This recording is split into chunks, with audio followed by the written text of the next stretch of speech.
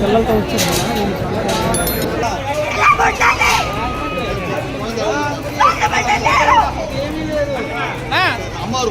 ఒక్కొక్కరు అసలు ఎలా ఉండాలి పరిస్థితి అంటే చిన్న పిల్లలకి ఎలా ఉన్నారు?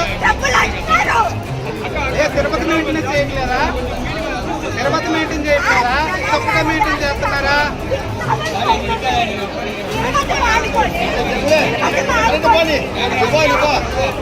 அருணாச்சலேஸ்வரர் கோவிலில் சரியான கூட்டம். கதவை திறந்து விடுறீங்களா இல்லையா? கோவில் ஊழியரிடம் திடீரென வாக்குவாதத்தில் ஈடுபட்ட பெண்.